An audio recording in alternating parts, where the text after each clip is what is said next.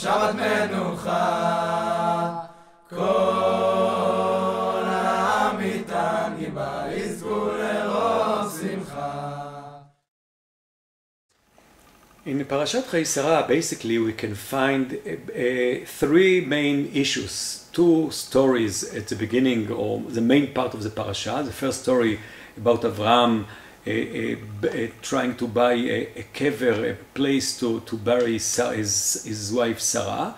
And the Torah tells us with a lot of details about this story. The second story, again, with many details about how Sarah sent his slave Eliezer, according to Chazal, in order to bring a wife for Yitzchak, his son. And again, the Torah is telling us with a lot of details, and it could be much shorter than it's written in the Torah. And the third story about Abraham that took another wife, Keturah, and he had few more sons, and afterwards he just sends them away and gave everything to Yitzchak. So what is the issue? What is the subject? Is there any common denominator with about these issues in the parasha?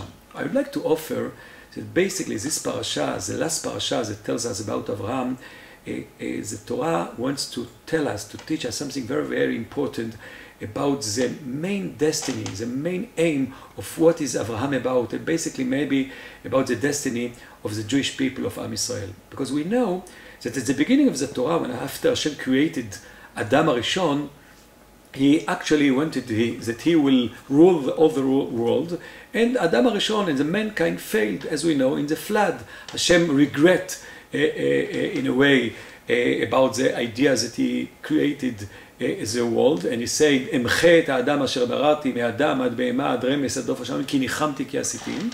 And he started again with Noach. This was the second beginning of the story of mankind. And again, afterwards we can find that Noach, after the Mabul, after the flood, he went out from the ark and he committed the sin. And afterwards we can see the story about Migdal Bavel, the Tower of Babel. And then Hashem decided to begin the third time with Avraham.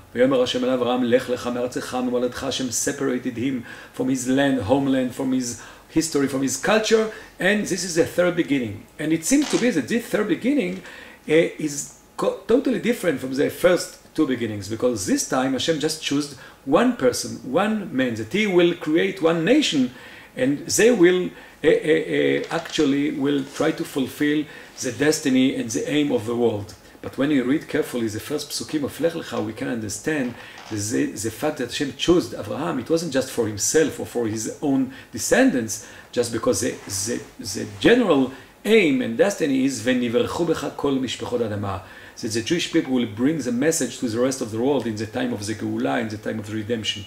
So here we can find something very interesting, very unique to our nationality.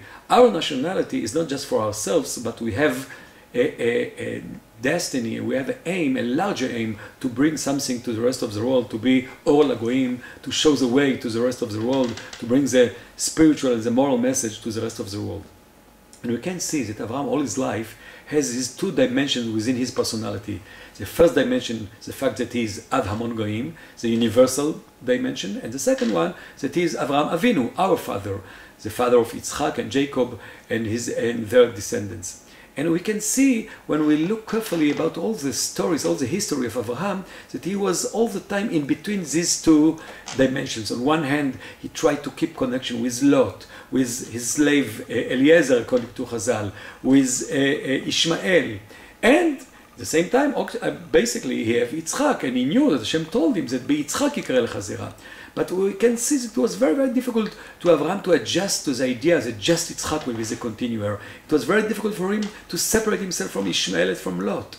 And therefore, Parashat Chayei Sarah, the last parasha in Avraham's life, came to teach us that Avraham understood and he accepted the idea that first of all he is Avraham Avinu, and just afterwards he is Av Hamon Goyim, and he has something to say to the rest of the world. How can we see it through the three stories of the parasha? The first story of the parasha, the Torah shows us with many details that he made a lot of effort about buying a place in Eretz Israel, in Hebron, to bury Sarah, in order to show us that Sarah, at the end of the day, she was the wife of Abraham, and therefore Yitzchak is the continuer.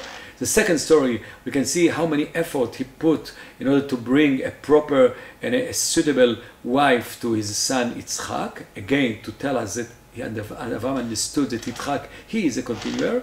And the third story, Abraham had many other sons from the Pilakshim, the other wives that he had, and from Keturah.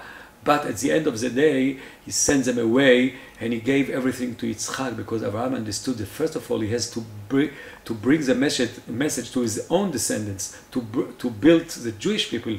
But the aim of the Jewish people is to bring something to the rest of the world in order to fulfill the mitzvah of v'niverchu b'cha kol mishpachot ha'adama. And basically this is the idea of redemption.